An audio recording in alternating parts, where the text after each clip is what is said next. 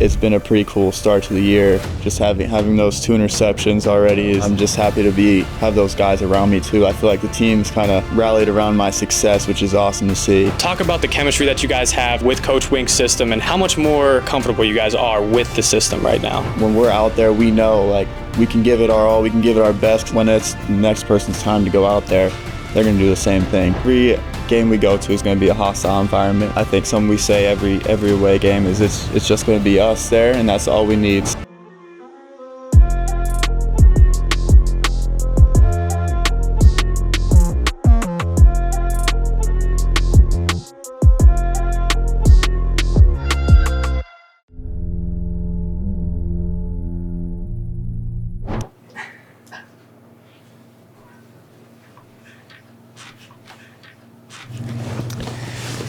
All right, welcome back, and introducing our next guest, Cole Sullivan. Sully, how you doing?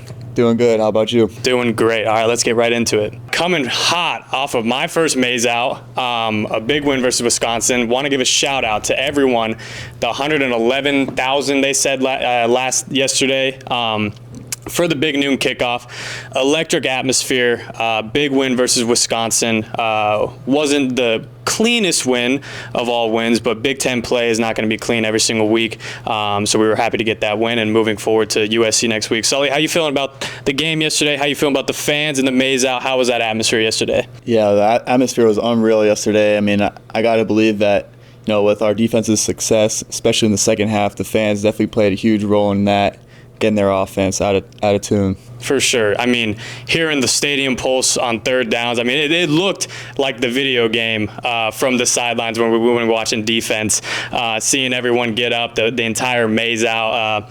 I saw a helicopter view. I think it was on TikTok or Instagram or something like that. But the maze just looks incredible. So you guys truly did an awesome job yesterday. We can't appreciate and thank you enough for the support, and continue to show up for these games.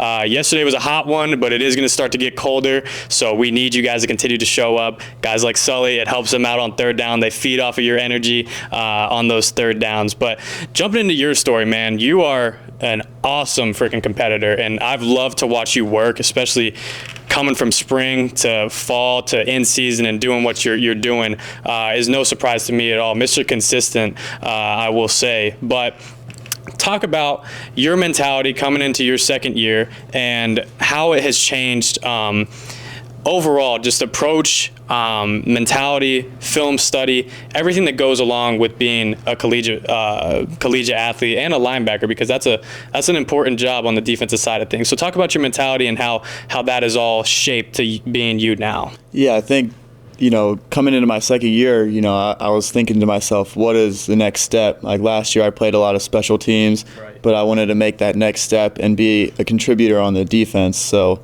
you know, I didn't know exactly what that role was going to look like, but, you know, as you said, spring, summer, you know, during training camp, I just wanted to take each day, like, and prep myself for whatever role I might have, and just take advantage of every opportunity, you know, I'll hopefully get. And, you know, it's been a pretty cool start to the year. Just having those 2 interceptions already has just been like unbelievable to myself. You know, I'm just happy to have those guys around me too. I feel like the team's kind of rallied around my success, which is awesome to see. For sure, and they definitely have, and everyone else has noticed the work that you've put in, especially in the weight room. And I want to kind of talk about that, how you've been able to transform your body to really become a Big Ten linebacker, because there's some status that comes with that, and there's also a presence that you have to be able to fill those shoes that have come before you in the Big Ten. I mean, it's a huge run the football, run down, smash mouth league. So talk about what you were able to do, how much your body has changed coming into your sophomore year, and kind of the routine that you built for yourself to be disciplined every single day. Yeah, I mean, when I first came in here, I think I was 200 pounds soaking wet. Okay, so, yeah. Yeah, it was definitely a big challenge for me coming in here trying to compete with, you know, our own offensive line in practice. Mm-hmm. And that's part of the reason why I feel like freshman year, you know, I couldn't contribute as much as I wanted to on defense. But yeah, I've just been getting with the strength staff and the nutrition staff, building that plan, like you said. Like, I got to eat 4 meals a day if I want to keep my weight up and try to keep building upon that. But also just the strength staff, being consistent in that, getting extra work here and there, talking with them like where I can get extra work, but I don't want to do too much to where it hurts me. So yeah, it's kind of doing a balance of that. And I would say the biggest thing, like, I've been working out, but I think the biggest thing is staying consistent with my meals and my nutrition. 100%. And you are, like I said, Mr. Consistent. I mean, after practices and stuff, I try and do an extra set of whatever. I'm going to do some cuff work or anything like that. And I see him getting in some extra banded work, working on his hamstrings, getting his body right before the game. So stuff like that is what you notice with guys around the building. And you're the epitome of just the extra step, the extra in pursuit of whatever you want to be, and in pursuit of however and where you want to put yourself. So props to you for that. And I'll say this too, it helps having guys like you, older guys around in the room. We got some good role models, especially on the defense and linebacker room, to lead the way. And that kind of brings me to my next point as well, and we'll jump back into your story. But the linebackers in the room right now, you got Ernest. I mean, Ern's a dog. Ern is just a leader on the defense, does a phenomenal job, and you got Jimmy with you as well. Jay Sean making the move to edge, but Ern and Jimmy, talk about those guys, how they've had an influence in you on your career, and kind of how you can follow and play alongside of them now, because those are your peers right now too. They might have been more of a role model or mentor to you your freshman year, but talk about how you guys are equals now, and talk about them as mentors as well. Yeah, I mean, you dubbed me Mr. Consistent, which I'm very honored to have that title, but I think that just comes from what they have ingrained in me since I've been here. Just trying to emulate everything they've done. I see them work in and out every day, just being consistent in everything they do on and off the field. And, Ern's someone that's definitely been a mentor to me since I've gotten here. He was a starter last year. And then, Jimmy also, just in the film room, just everything, like talking to the coaches and learning the playbook. Those guys helped me, more than, I could have ever imagined, better teammates than I could have ever asked for. 100%. And now I kind of want to talk about where you are now and where you kind of started with it this season, making plays all over the field, starting in camp, really just kept showing up on film as a guy just flying around to the ball. He was always tagging off, always being by the ball when the play was over, and we were noticing it as an offense and could see it that you were going to get some good playing time this year. Obviously a stacked defense, but depth is our best friend on defense, and we have a great amount of depth on that defensive side of things. So talk about a little bit you talked about the 2 turnovers that you had, the 2 picks, throw up the turnover buff picture, but talk about how in game 1, making that interception and then taking you to week 4 in Nebraska,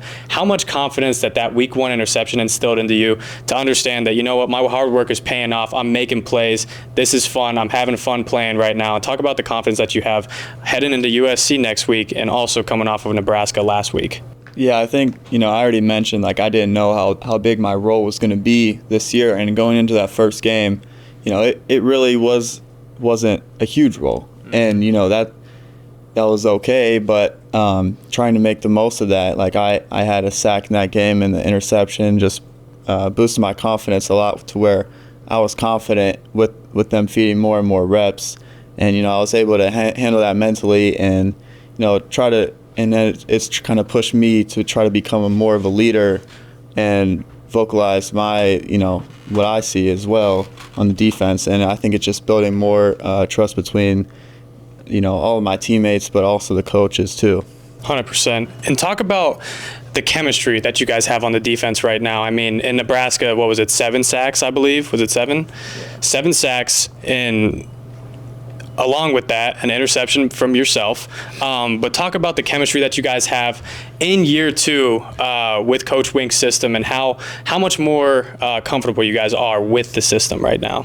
Yeah, I mean, like you said, our connection with Coach Wink has only grown deeper since last year. I think he has a great understanding of the guys and our strengths and our weaknesses, and tries to play to our strengths. But also, you mentioned it too, with the depth that we have at defense. I feel like we just trust each other. Like, whoever's out there, it's going to be the best 11. It's all going to look the same, whoever's out there. So, like, when we're out there, we know, like, we can give it our all, we can give it our best, because when it's the next person's time to go out there, they're going to do the same thing. No, I get that 100%, and that's exactly how it looks on the field. Watching from the sideline, seeing you guys fly around, it looks like it doesn't matter who's out there. It's all the same 11, always flying to the ball. And I kind of want you to touch on your relationship with Coach BJ as well, and how he's helped you develop into the player that you are and the player that you want to become on and off the field, and how he's been able to help you put you in a position to succeed. Yeah, I mean, when I first got here, Coach Partridge recruited me. So then whenever Coach BJ came in, we kind of came in at the same time. I got here slightly before him. But, I didn't know much about him because he was at Tennessee, and I wasn't recruited by Tennessee. So I was kind of nervous, like, what's he going to think about me? He didn't recruit me there, all of that.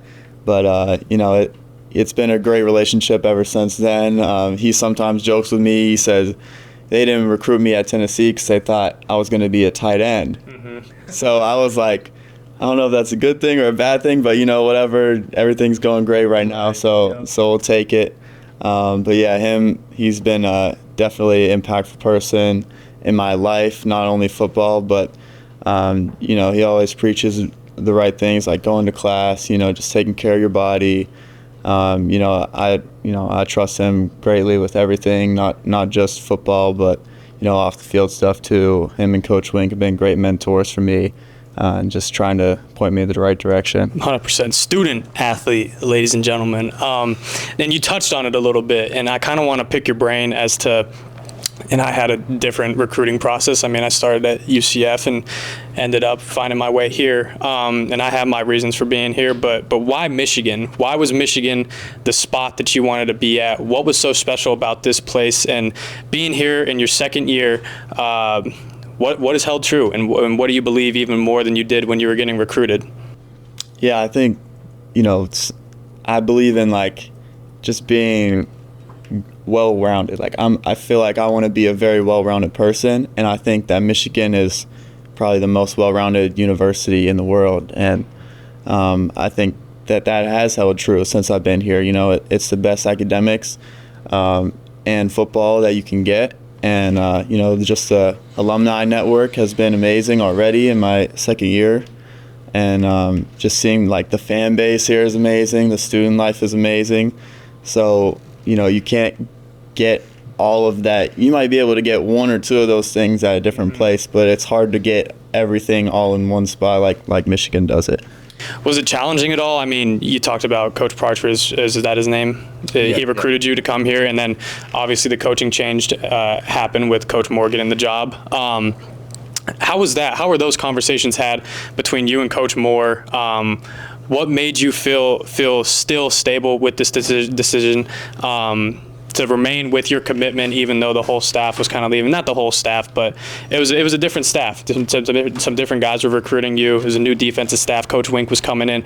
So talk about those conversations that were had and what gave you the confidence to remain with that decision. Right. I mean, obviously I had a conversation with Coach Moore, which went well, but I think the main thing that kept me sticking around here was just like what I said, this university as a whole, there's no other place that I would rather go. I thought to myself, okay, if I do want to transfer, where would I go? Where do I think would be a better fit? And I couldn't think of any place, because when I was getting recruited and I was trying to decide a place to go, my parents always told me, you got to go to a place where you can't go to a place because of a coach. You got to go to a place not even because of just football, but because you could envision yourself being happy there without those things. 100%. And, that's probably one of the most helpful things that I, led to my decision in recruiting.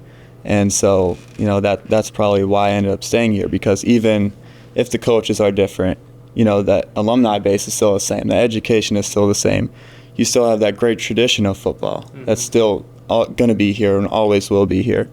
So those things were more important. Obviously I had a great relationship with all those coaches that ended up leaving, and it's nothing against them, but sure, being here is more than just those coaches. 100%. And I mean, it's hard to get that outlook from any players in college now. I mean, shoot, I've been and taken advantage of the transfer portal. I know some kids that think that that's the way out, and I have my reasons for doing that. But the decision that you made to be able to stick and hold your commitment true, I faced a similar decision when I was at UCF my freshman year. My whole staff left, and I kind of had the same thought process as you. I'm like, when I was making that decision, it was if I, for some reason, a career-ending injury or something like that happens, God forbid, but if something like that were to arise, where would you want to be for 4 years of your life and your career? And that's super cool that this is the place that you felt like that, and I hope that it's lived up to your expectations. It looks like it has so far.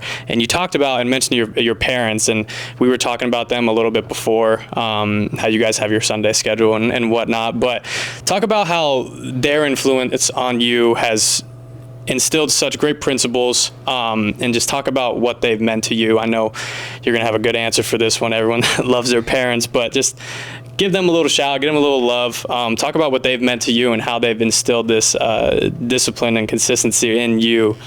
Yeah, absolutely. My parents have done, a great job raising me.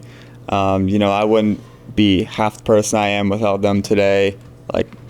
Obviously, but my whole drive, especially as a younger kid, still now, is to just make them proud, because I realize everything they've done and all the sacrifices they made to get me here, and I'm realizing that more and more as I'm getting older, and so that's kind of pushing me to keep going, because I realize how proud they are of me, but my whole motivation is just to keep making them proud of me and just keep trying to keep those values, like you said, that they instilled in me when I was young.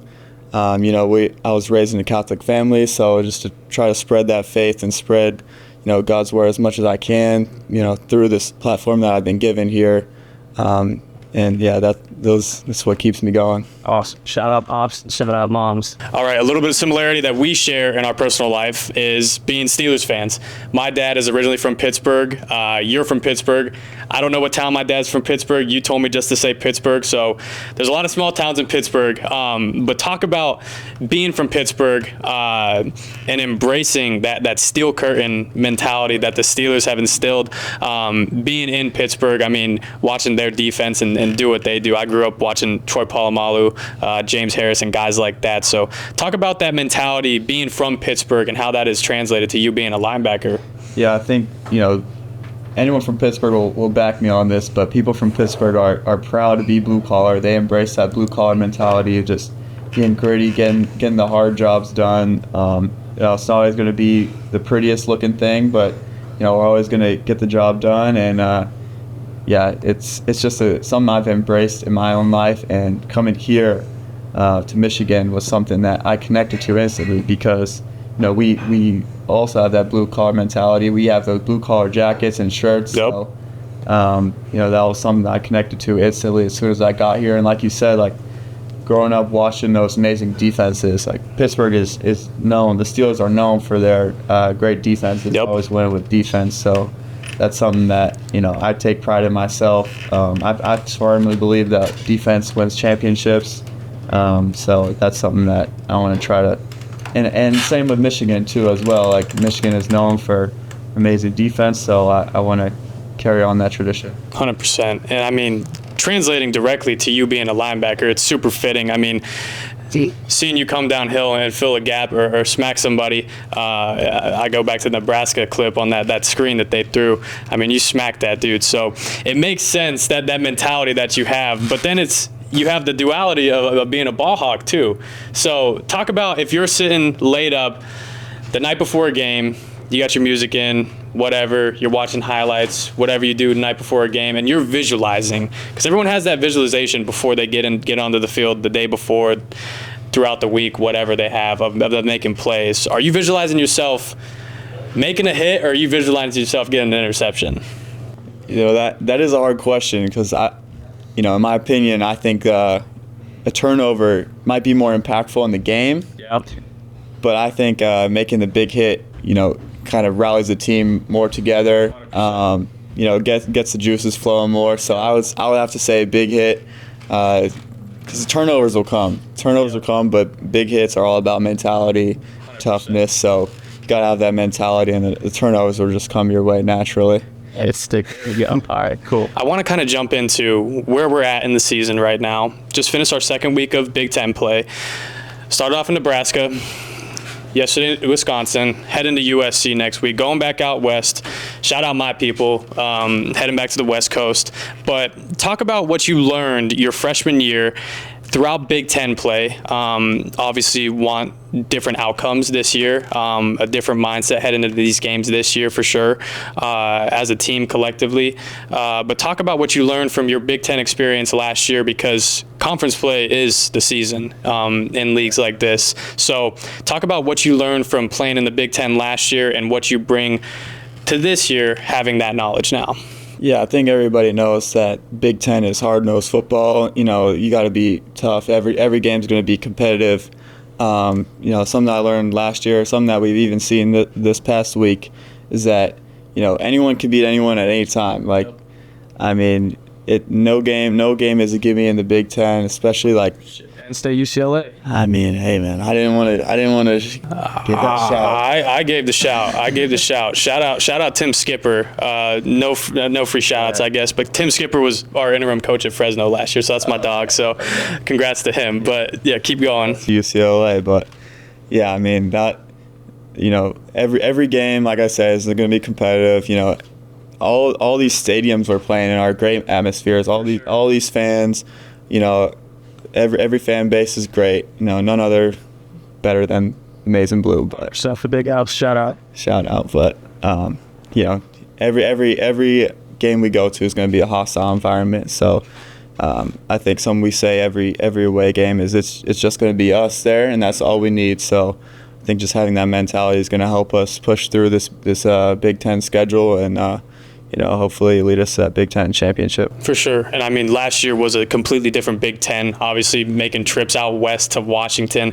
We head to USC to this week. Talk about that trip to Washington and how that was and really what it is to have the new Big Ten, because I was talking to Phil Johnson today, actually, our athletic trainer, about it, and it's still weird to see the new Big Ten and the conference realignment, but it's a real thing. And I mean, that's a 4-hour flight that we got coming up this week, and teams got to make it every single week. So talk about that. Talk about the preparation that goes with it. I got a text from Abigail this morning talk about hydration. I'm sure she hit the linebackers up too. Yeah. Talking about the hydration and being ahead of schedule on those things, because get out of here Thursday, and I mean, that flight's going to be a long flight. So talk about how you can learn from that trip west last year and how you can approach this game this year.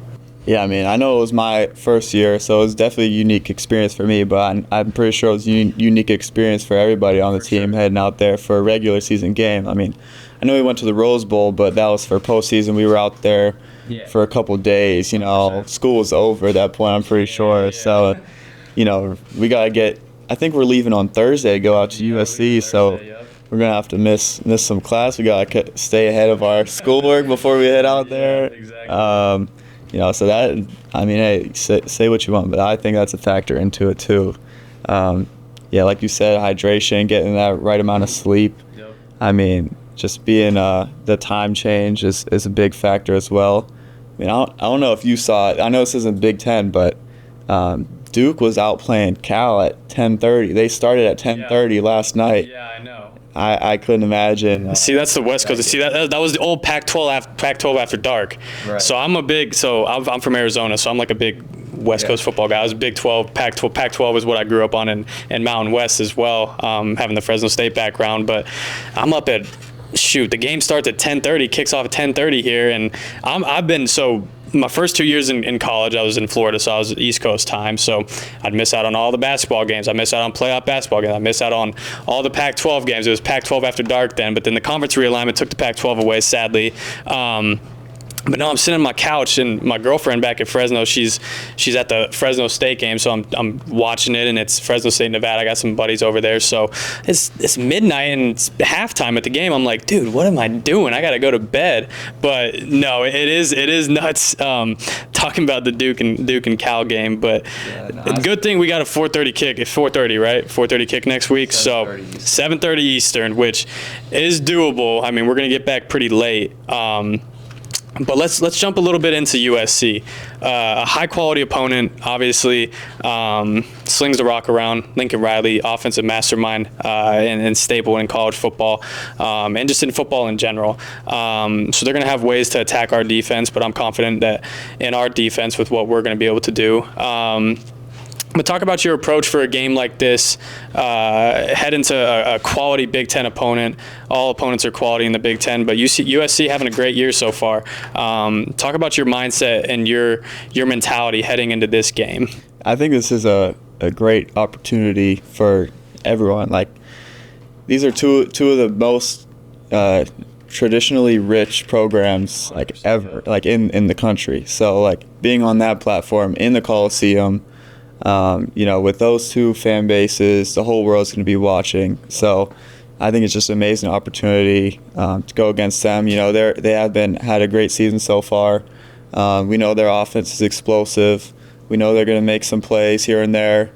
But, man, I mean, we know Wink's going to be dialing it up, and we're going to be flying to the ball as well. So, there's no one I'd rather go into that game than with the people that we have and the coach staff we have. Yep, I agree with you completely, and I can't wait to watch you guys get after it this weekend.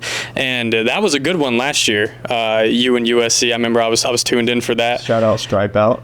Stripe Out, all right, there we go. That was a big one last year. A really hard-nosed. I know you guys ran the ball for a good amount last year versus those guys. But how was that game last year? It being in the big house. I mean, obviously we're heading out west to the Coliseum, but how was that environment? How was that game? And what did you learn from that? Yeah, I mean, that was a gritty game. I think we had a pretty big lead early in the game.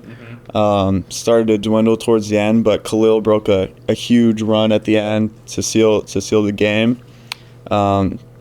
Yeah, I mean, amazing Blue Faithful were out there loud, impacting that game as well. So, I think it just proved our toughness, and it proved that, like I said, every game in the Big Ten is going to be competitive.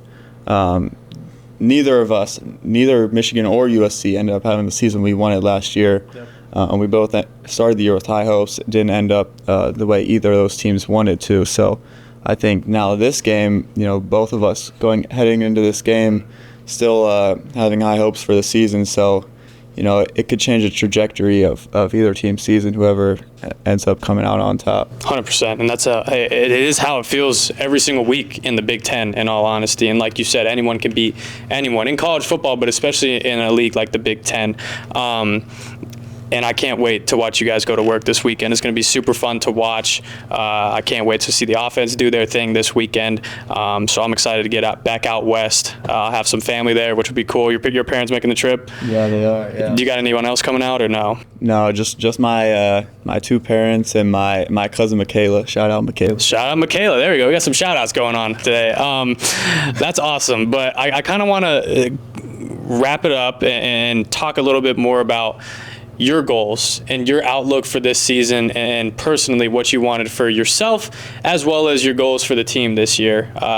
Being and stepping into more of a leadership role on the defense, making plays this year, you're a huge part of what we do, and you're a huge contributing factor every single day. So you have a good role to be in position to help us succeed, and you are in a huge part of the reason why we win games. So talk about personal goals that you had, how those are looking, how you're feeling about it, and goals for the rest of the Big Ten play, postseason, and all that. Yeah, I mean, anytime people ask me something like what are my goals for the season, to be honest, I'm not the type of person that says I want to make 75 tackles this year or whatever it is. I just want to be the best player for this team, whatever role that is, and I truly mean that. Whenever my team needs me, I want them to be able to count on me. I do want to make plays. Trust me, I love getting interceptions. I love making tackles, but if my team needs me to just take on a double team, like as a linebacker, that should never happen. But if they need me to do that, for team success, that's what I'll do. And I just hope we get the win at the end of the day. So I guess in that sense, my goals are to just beat our rivals, beat Ohio State, beat Michigan State, win the Big Ten championship, and go to the playoffs and end up winning that thing. Heck yeah. I mean, that's awesome. And I really, really appreciate that. Not many guys have the same outlook, but I think that's what makes this place so special, is you get that more frequently than not in this situation with what the team means to Michigan football. And I'm not going to sit here and act like I've been here 4 years. I mean, shit, you're in your second year too. So it's like, but at the same time, the buy-in is real and it's authentic. And there's not many programs in college football that still have that buy-in to the team with all the different, with the NIL, with the transfer portal, with all these different things that happen to individualize the sport. It's super cool to be able to be a part of the program that still prioritizes that. And I mean, you see these Coach Carr back here and Coach Tim Beckler and what they did, talking about the team, especially, I mean, it was Bo's quote. But it's really unique, and it's not too common in college football right now, especially at the current time that we're in. Right, and I feel like that's why it's so important. Coach Moore keeps saying, like, be the most connected team in college football, because I believe that.